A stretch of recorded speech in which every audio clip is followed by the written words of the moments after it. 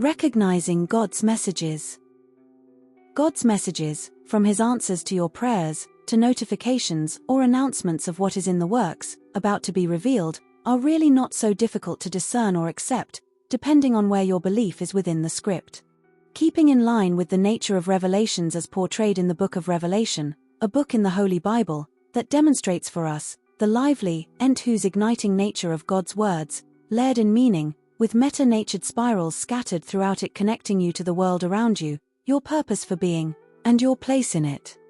Presented in your dreams when you go to sleep, aspirations, visions when you are awake, or even the physical scenes of your day-to-day experience that you are suddenly aware of, the Lord communicates, even if it's just to tell you that you are on the right track when you feel that you have lost all control. Heed His words. Humans control nothing. We exist only to see and experience the glory of God. All really is vanity, God looking out from within a human being, at God within another, and we are along for the ride. Seeing God is worth the burden of existence. Enthusiasm for this burden comes from God, and so, in beginning the process of learning to recognize His messages, we must first read the Holy Bible. In doing this, we get a sense of God and become aware of our background with Him and His character. This is important because literally everything in existence can be answered with reference to the Bible. To venture a conversation with God without reading the Bible would be like expecting to understand the Book of Revelation without having read the rest of the books from Genesis. Whoever can be trusted with very little can also be trusted with much, and whoever is dishonest with very little will also be dishonest with much. The only one you can truly trust is God. This doesn't mean you should begin to be withholding with the ones the Lord has made trustworthy to you. It just means that, in a world scripted to be so beholden to peaks of the whimsical and terrifying, in different balances, where you never really know upon which peak you stand with the humans around you and for how long you stand there, the only one you can always trust to be your refuge and tell you the truth, ugly or not, is God. For He is the one who wrote the script that we all act out. A friend loves at all times, and a brother is born for a time of adversity. Taking into account the roles of God as our friend, and each other as brethren with whom we experience adversity, with relationships spanning from the peak of the whimsical to the peak of the terrifying in terms of complexion, we can always trust the Lord to tell us the truth about what is happening, what our next steps should be, and whether or not we can trust the people around us to be honest with us.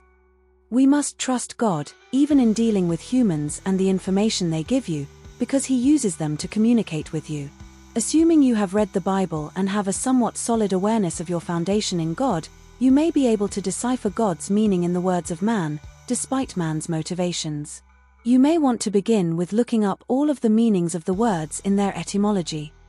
Especially look into the etymologies of the words that hurt the most and the words that make you most happy, temporarily divorcing them from the situation in which they were born until you understand all the meanings of the word or words, and then remarry them to their birth situations, taking it into account as well as the meaning of the name of the one who said the words and the nature of their relation to you, in terms of closeness and their personality.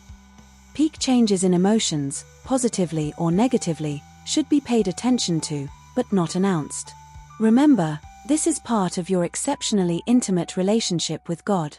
Please learn from the story of Joseph, and if you are compelled to share, make sure you are willing to accept the consequences according to the will of God.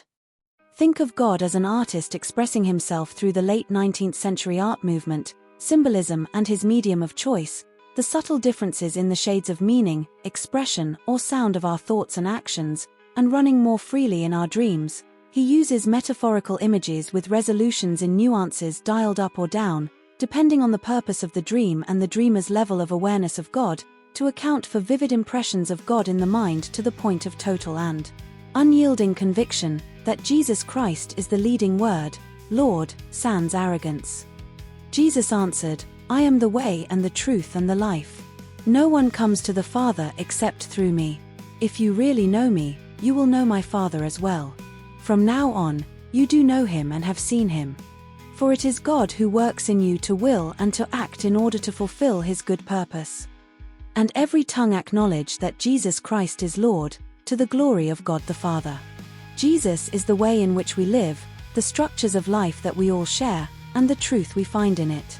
For example, it is popular knowledge that the phrase, follow your heart, is not written in the Bible, and that the Bible in fact says, "The heart is deceitful above all things, and desperately wicked, who can know it?"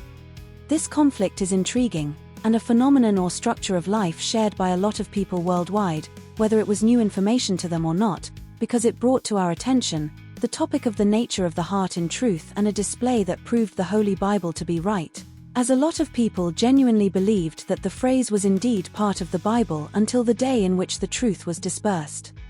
Also showing us how to go about ridding ourselves of false beliefs of the heart such as this, the Lord challenges us, all these years later and with the same words, to begin to try and know the heart in its deceitful ways, using the Bible as the basis of truth, to which all of the heart's notions be compared. And this will get you closer to recognizing the words of God and the messages they convey. Like, share, and subscribe or follow for more.